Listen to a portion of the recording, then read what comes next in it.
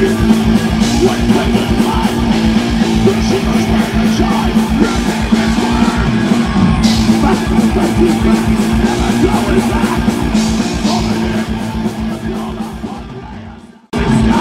right, I'm here on Metalworks.com with Fredericton, New Brunswick's Heroes Last Ride. How are you gentlemen doing? Shitty. No. Really good. Yeah. Happy to be here. Yeah. Okay, now this is actually your second year of being at this festival. What made you want to come back? They asked us. That always works. No, I mean, last year was so great. I mean, Jay runs a Smooth Ship show. I mean, it was literally like just a couple of days after the show last year, he sent me an email and he's like, or even at the festival before we left or something, he was like, definitely having you guys back last year or next year. So, I mean, we had a pretty decent show last year. So, I mean, I think he just liked what he saw and wanted us again. Yeah. Right on. Now, kind of going back, you know, in your guys' history, you guys formed out of the ashes basically of another band. Yeah. Do you want to kind of walk us through the formation of Heroes Last Ride without going too far, but, you know, just... Well, we started... Him and I and the other two guys, Paul and Mike, started playing in a band called Obsidian Rain back in 03. Played with them we played as them as Obsidian Rain for till 08-ish, and then we had like a bit of a lineup change. Decided to part ways with the whole Obsidian Rain thing and started Heroes and got Tim in the band and recorded or started writing right away and recorded and put out 2 CDs and here we are. Now, since the last time you guys were here, you did put out the second CD as you alluded to. Now it's gotten rave reviews. I was one of them. It blew me away, and we were talking about that last night. You know, and it is genuine. I was literally blown away. Like, I was just like, am I sure that I didn't put the wrong band onto my iPod or something, like, because just the production, the tightness of the playing, I mean, it just had everything that a great album needs to have. Tell us about the recording of the album. Sure. So a lot of the production falls on me. We did it all ourselves.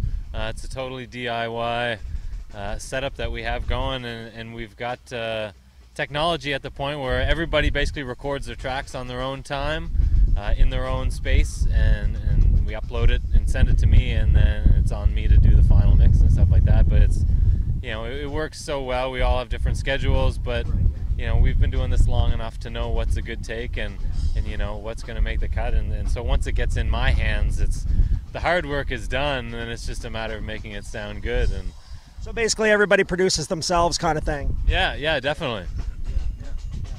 And that was the thing that, like, you know, because when I was listening to it, I was like, okay, I got to find out who they worked with, and then I was like, wait a second, that sounds like one of the names, because I wasn't 100% aware of everybody in the band, but I was just like, I think that's like one of their members. And then when I realized it was something that you guys did yourself, that impressed me all the more. The fact that, I mean, you guys are putting out an album that sounds way better than a lot of local recording studios are pumping out. So I mean, that's another reason why I gave you guys a perfect rating on that album, because it was just like, you know, it just can't get any better than this, and these guys did it themselves, you know, like, you know, you guys should actually be recording somebody else, you know, some of these other bands. Were you guys kind of expecting better feedback from this album than the last album? I don't know that we were expecting it. I think we just kind of throw it against the wall and see how it goes. I mean, I don't think any band really, I mean, I don't know, but if you're local, I think some do. Well, yeah, of course, but I mean, us anyway. I mean, we never do anything going, oh, what are people gonna think, and oh, you know what I mean, like. We do all that ourselves. I mean, well, we basically, you know, we go out to impress ourselves first, right? I mean, we write the music, and if it feels good and it sounds good to us, then hopefully everybody else will enjoy it too. So. Yeah, I think one time I heard Anthrax said that, you know, like the biggest fans of the band needs to be the band themselves. Yeah, you know, in order for the music, there's something wrong. Yeah, like, yeah. You know. Yeah. Absolutely. So are you guys seeing like the fan base building up? Yeah, gradual. I mean, as you know, we're just a local band, but I mean, it's not going down. Right. So I mean, it's definitely gonna. I mean, I think naturally it's gonna expand. People hear about you more and everything like that. I mean, and that all comes with playing out live. I mean, it's not, you're not going to gather fans by staying in your basement kind of thing, you know. I mean, Yeah, social media will only do so much. I mean, you know. exactly. And I mean, people want to see you play. I mean, no one, I don't know.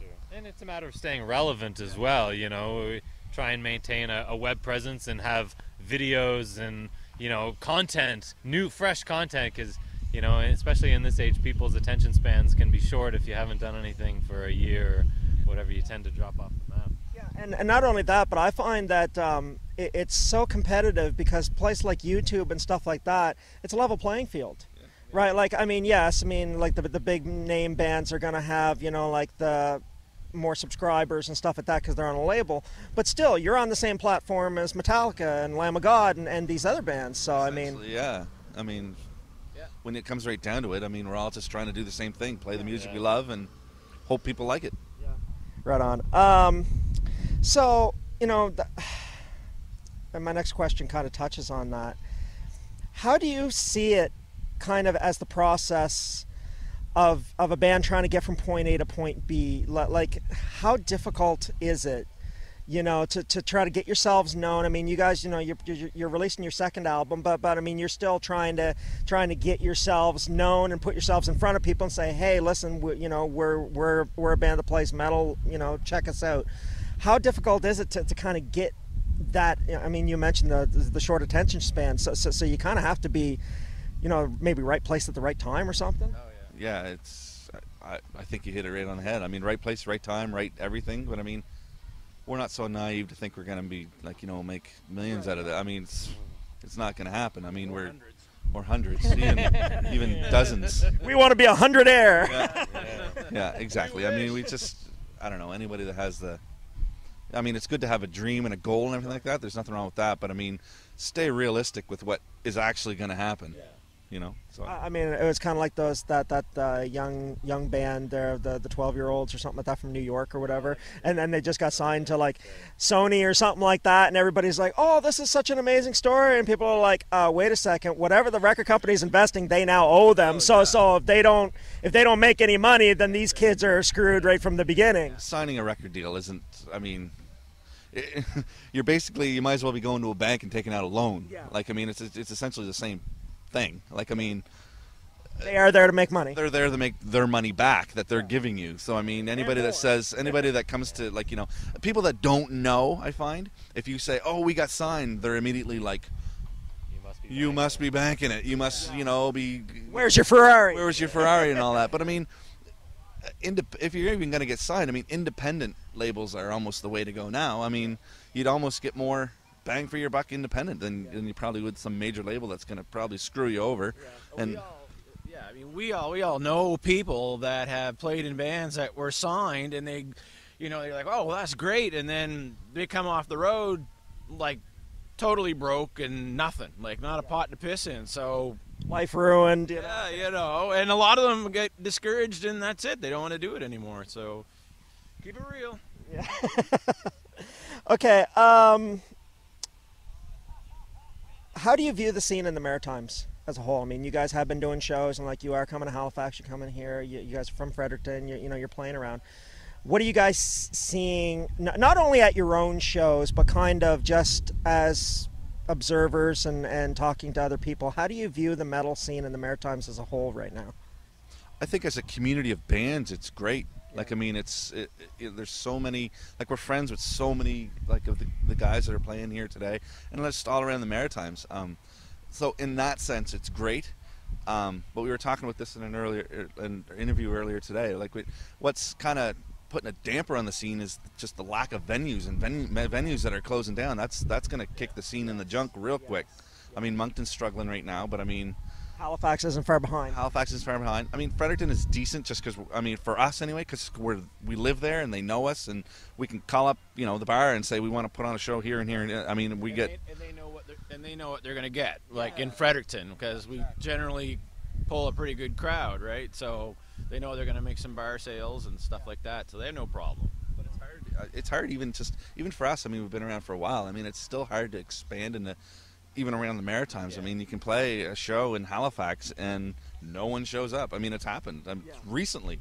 You know what I mean? It's just But I mean, it's not. It's just one of those things. Like I mean, any band that expects to play to 150, 200 people every time they play is bonkers. You know, it's you're gonna have your ups and downs shows. But All right, so you guys just recently released the press statement, and you talked to me personally about the fact that Paul is stepping down. He's going to see through all the commitments that you guys have over the fall and stuff. Is there anything in particular that you have planned to kind of see him off, like a hometown farewell show, or is this just kind of going to fade in the sunset type thing? no, I mean, he came to us a couple of weeks ago and told us that he was going to do it, and I mean, he said. First thing he says, I got good news and bad news, and then he told us the bad news, and then he said, but look, I'm going to fulfill my commitment to everything. And I mean, we're playing a festival, or the Music New Brunswick showcase kind of thing. That's in next month. And then we have the show in Halifax, and he said that he'll fulfill right to there. And I mean, that's all we could, I mean, that's fantastic. If something else comes up in between, we probably are going to be like, but those shows are committed. We do have shows booked into the new year. Hopefully by then, we'll have someone, and I mean, we got a lot of interest, so I mean, we're going to start auditioning actually really right when we get home, kind of thing. And as he just alluded to, we're going to have them November 28th at Gus's Pub for Metal Fest this year. They'll be headlining the first night, and I'm almost starting to kind of, this thought just came to my head. There last year, Orchid's Curse played the first night of Metal Fest, and that was their last show with Kevin, their bass player. So, so now I booked you guys, and that might be your last. So, bands. Hey, Discord. Start to look for a bass player if you agree to. It seems to be that first night seems to be a bad one. No, I'm just kidding. It just coincidence. Any plans for a music video anytime soon? Yeah, there's talk. We're gonna the guy Tim Rain, the one that he did, the one for I Am Atomic, did a great job. And there's talk. I mean, it's just a matter of. I mean, we got to get this bass player situation going first. I mean, Paul, I was even talking to him, and he's like, no, dude, if you're going to do another video, get another guy in it. That'd be a good welcome to the band kind of thing. That might be a good, but I mean, nothing's ever for sure. Nothing's ever certain. Shit can happen, whatever. But I mean, as of now, we're talking to Tim, and he's ready to go again. And so, I mean, we're hoping that the bass situation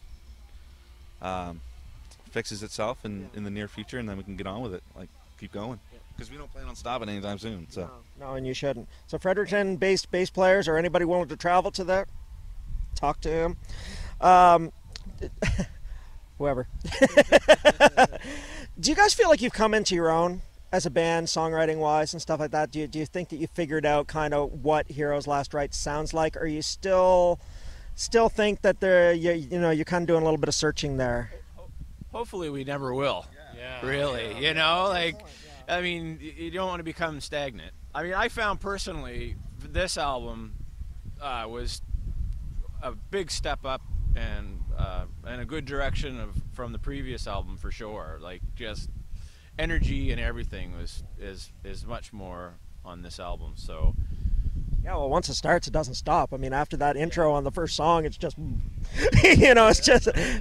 I mean, I think it'd be dangerous if we said, yeah, we got her covered, we're all right. Why would anyone do that? I don't know. It's exciting to think what we're going to do in the future. So, I mean, it probably won't be the same as Inevitable or Mirror's Face. Hopefully it'll be different, like, in keeping it still in the same vein of heavy, but I mean, who knows? Yeah, you don't want to go weird on everybody, but at least, kind of expand your horizons a little bit. My next question is, what's next for the band? Obviously, getting the lineup finalized and stuff like that. You mentioned new shows, so you're just basically kind of going through the rhythm right now, just getting shows and doing. Yeah, stuff. I mean, not to sound, but we've never really had a problem getting shows. Thankfully and luckily. I mean, we're not saying that we're the almighty, but I mean, we're lucky in that sense. We've been around for so long. We've gotten a lot of contacts. We know a lot of the guys in the scene. So I mean, it's literally just a matter of dialing up Luke and the boys and saying, you want to put a show together? And yeah, let's do it. Like, it's that simple. I mean, you're in a band. I mean, when you get the contacts, it does. Well, also, it says something good about you when people are coming to you, because they know that you guys are going to deliver. It's going to be a good product. It's going to be a good show. Yeah, I mean, that's what we kind of bank everything on, is our professionalism and putting on a good kick-ass show. So. All right, so I always end end off interviews with a couple of stupid questions. So Great. and especially where there's two members not here. So I don't no, but they're like members who might.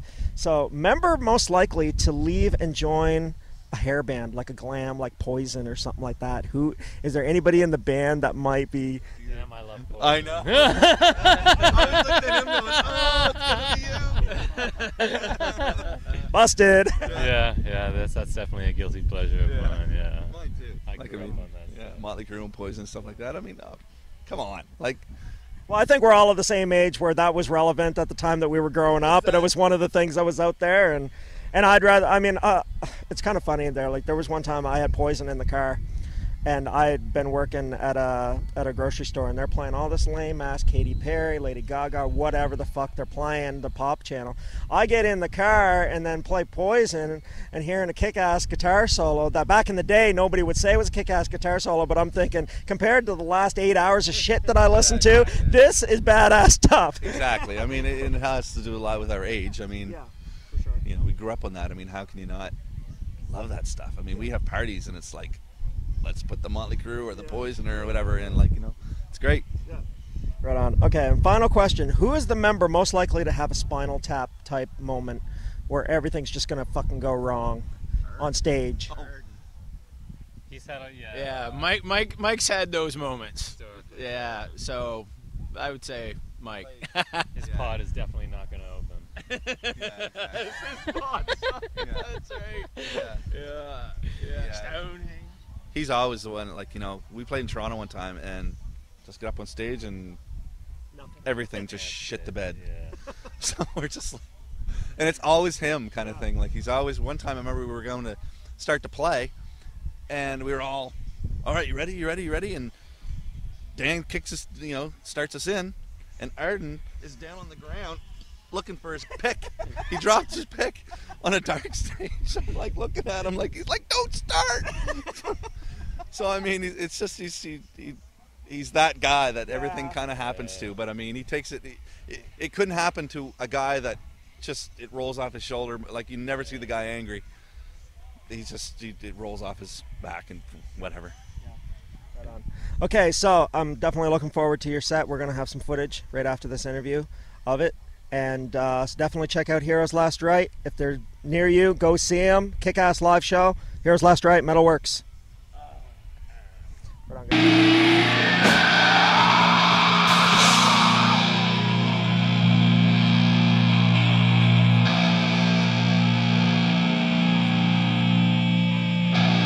Are you motherfuckers ready? Yeah!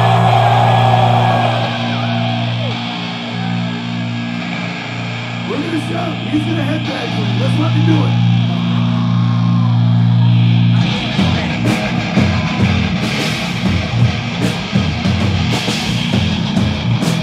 Fucking shout mechanism.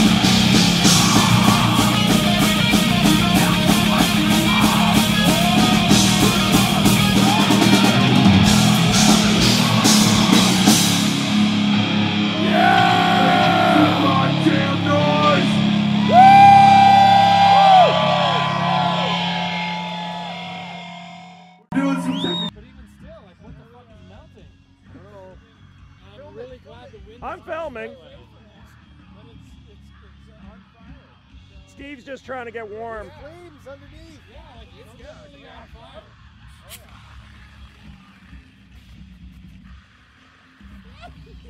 Sorry, guys. No choice. Sorry about that. No, you got to do that, yeah. Sorry. Probably one of that's like chemical shit.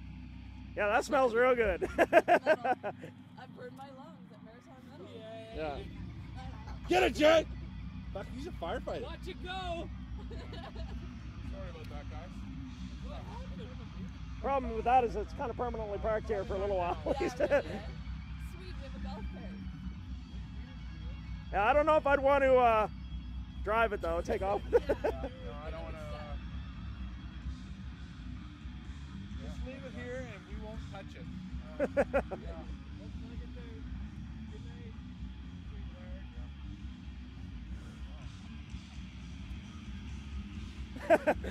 Everybody's like taking pictures, video.